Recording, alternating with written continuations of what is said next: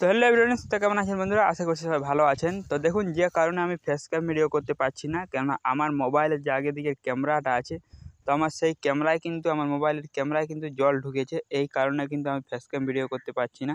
তো দেখুন, আপনাদেরকে আমি একটা ভিডিও সাইট দিয়ে দিচ্ছি। তো এরকম কিন্তু আমার ভিডিওটা উঠছে আমি যখনই ফেস ক্যাম ভিডিও করতে যাচ্ছি।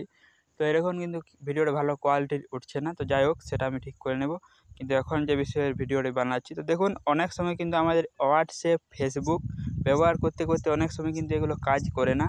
তো এরকম হয়তো কিছুদিন আগে হয়েছিল, একজন আমাকে কল করেছে যে দাদা আমার হোয়াটসঅ্যাপটা কাজ করছে না।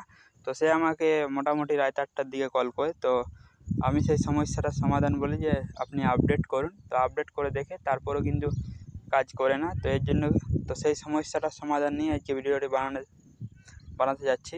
তো ভিডিওটাতে একটা লাইক করবেন, চ্যানেল নতুন হলে চ্যানেল সাবস্ক্রাইব করে পাশে থাকবেন। তাহলে চলুন শুরু করা যাক। এর জন্য আপনার যে অ্যাপসটি কাজ করছে না, সেই অ্যাপসটি অনেক দিন থেকে আপনি ব্যবহার করছেন, কিন্তু সেই অ্যাপসটির একটা নিজস্ব ডাটা স্টোরেজ একটা ভরে আছে, যে একটা তার নিজস্ব একটা ডাটা তৈরি হয়ে গেছে। তো সেটা কীভাবে ক্লিয়ার করবেন? তো যেমন ধরুন ফেসবুকটা, তো এই ফেসবুকের উপরে ক্লিক করবেন। অনেকে সেটিংস থেকে করতে যেমন আছে, তো ফেসবুকে ক্লিক করছি, তারপর এখানে আই বাটনে ক্লিক করছি, তারপরে এখানে পেয়ে যাবেন তো ফেসবুকটা, এখানে আই বাটনে ক্লিক করার পর নিচে পেয়ে যাবেন ক্লিয়ার ডাটা, এটাতে ক্লিক করবেন। এখানে পেয়ে যাবেন ক্লিয়ার ক্যাচ এবং ক্লিয়ার স্টোরেজ। আপনি যদি এখান থেকে ক্লিয়ার ক্যাচ করেন, তাহলে ফেসবুকে যত ডাটা যত স্টোরেজ ব্যবহার করে রেখেছে সেটা ক্লিয়ার ক্যাচ হয়ে যাবে, এখান থেকে ক্লিয়ার হয়ে যাবে।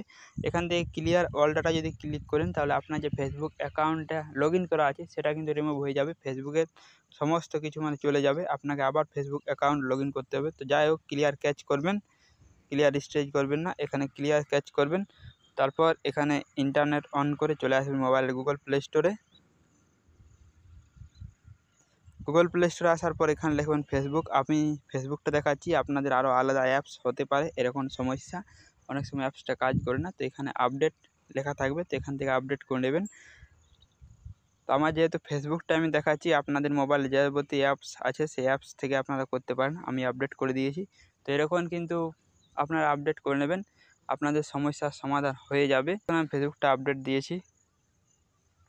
তো এভাবেই আপনারা ঠিক করতে পারেন। দেখুন, আমার ফেসবুকটা এখানে ওপেন দেখাচ্ছে। তো এরকম আপনাদের সমস্যা হতে পারে, যেহেতু তার সমস্যা হয়েছিল সে জানিয়েছিল, তো সেই উদ্দেশ্যে ভিডিওটি বানিয়ে দিয়ে রাখলাম, আপনারা দেখে নেবেন এখান থেকে। তাছাড়া যদি কোনো সমস্যা হয় অবশ্যই কমেন্ট করে জানাতে পারেন।